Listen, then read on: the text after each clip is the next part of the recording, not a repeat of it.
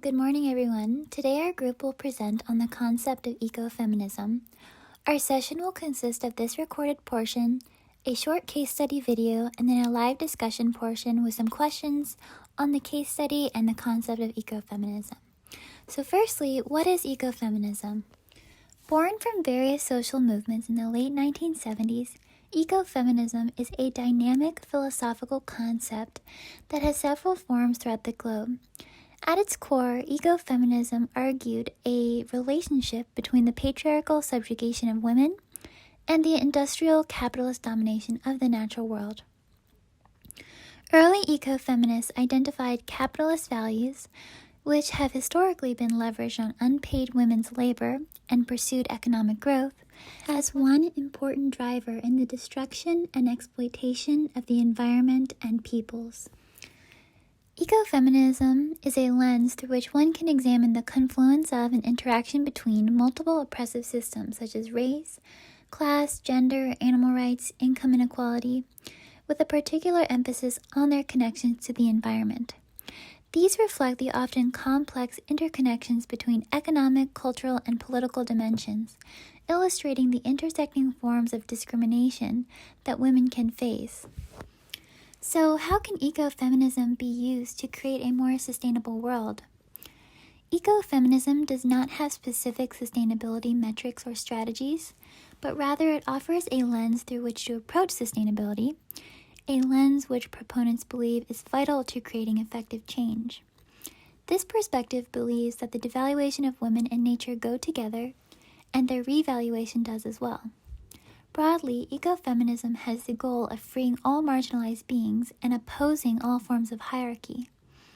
Ecofeminists especially want to validate and value the skills and knowledge that women, peasants, and indigenous people have in caring for life forms. In opposition to a capitalistic focus on competition and growth, ecofeminism envisions an emancipated world built upon cooperation and mutual care that respects and protects the diversity of all life on Earth.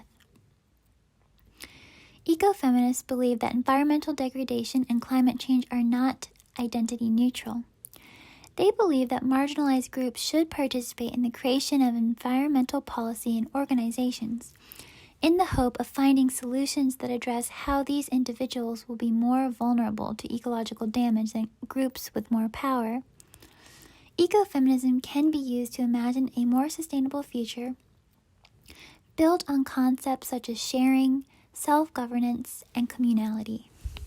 Some issues that fall under the scope of ecofeminism include the devaluation of traditional agricultural practices used by women in indigenous communities, how customary rights to land that prioritize men result in gender differentials in resource rights, the scarcity of natural resources born from industrial agriculture and the effect on women's survival economy, and challenging the maximization of profits at the expense of social and ecological costs.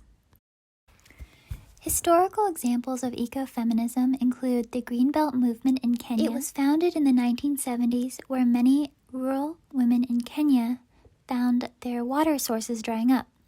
It encourages women to work together to care for the environment, and the Greenbelt movement consists of 4 main areas of activity: tree planting and water harvesting, climate change, mainstream advocacy, and gender livelihood and advocacy. Secondly, the Chipko movement, located in India, also began in the 1970s. It is represented with powerful images of women coming together to use their bodies to encircle trees in order to deter loggers. This movement was in protest of development and forest destruction in the region. The experiences of these women also illustrate how the impacts of environmental degradation can more quickly and more harshly affect women rather than men. These iconic images represent the main values of ecofeminism, which include solidarity and cooperation, and working together in order to protect the natural world and the resources that livelihoods depend upon. Criticisms of ecofeminism. Prominent objections against ecofeminism relate to the assertion that women and indigenous peoples have a greater connection to the environment, and the assertion that women are disproportionately affected by environmental degradation. Additional critiques of ecofeminism criticize the broadness of the movement, as it generally encompasses issues faced by different marginalized groups and often overlaps with other political initiatives. Some call the ecofeminist framework utopian. Sargison labels utopianism as both the beauty and the beast of ecofeminism. She asserts that while ecofeminism presents an imaginative alternative, the theory is at best a daydream without an instructive blueprint for policy change. However, it is important to note the appeal of a movement that brings political, social, economical, and historical issues together, and the complexity does not necessarily dilute the environmental aspect. The gravity of the current environmental situation requires focused theories that have a better chance of creating immediate changes. Ecofeminism must be careful not to allow its broad scope to hinder its beneficial efforts. So let's quickly summarize some of the points discussed. Ecofeminism is a broad-reaching political and philosophical movement that posits a relationship between the exploitation of women by men and the destruction of nature by capitalistic industry, and can be used as a lens to evaluate the connections between a variety of issues. Ecofeminism seeks to synthesize the concerns of feminists and environmentalists in order to create solutions that benefit traditionally marginalized and exploited groups. A sustainable world under ecofeminism is based on cooperation, care, and love, with an emphasis on collectivism, sustenance living, equality, and a respect for all living beings. Now we'll play a short video clip which chronicles the experiences of a group of ecofeminists in Uganda currently fighting to protect a vital natural resource that is slowly being destroyed. This case study embodies the general ideals of ecofeminism as it emphasizes women's relationship with nature, highlights the importance of traditional forms of knowledge and ways of living, and calls attention to the fact that women disproportionately bear the effects of forest degradation and climate change.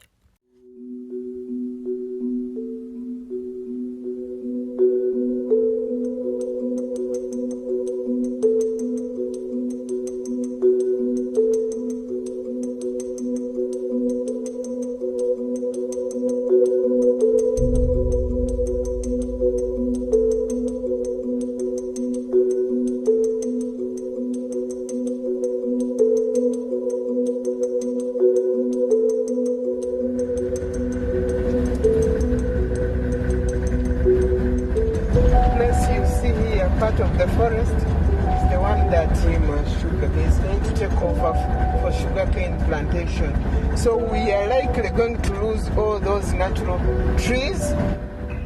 That is the breeder the Wima sugar investor had brought to come and clear all these trees.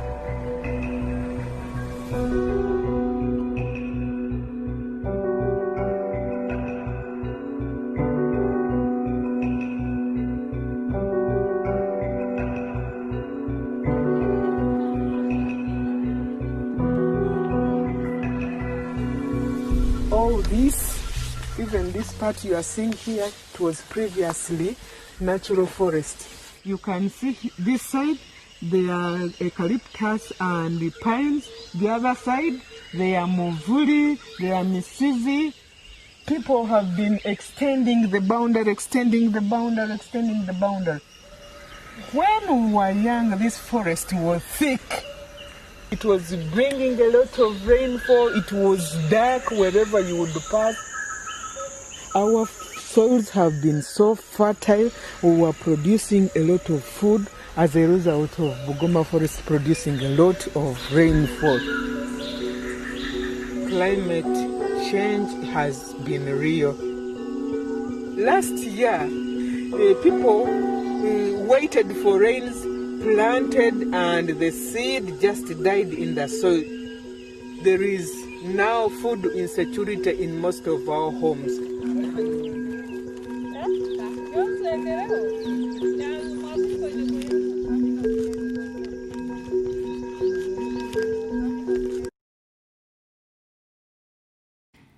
Okay, so now it would be helpful to take time in the breakout rooms to reflect on the ideas presented in the session. Here are a few questions to get the discussion started, and it would be helpful to take a screenshot, but we will post them in the chat too. Some of the main goals to keep in mind for the group discussion are to critically reflect on the concept of ecofeminism and analyze its values and challenges. And secondly, to discuss the practical applications of ecofeminism and brainstorm ways the theory could be used to solve current issues.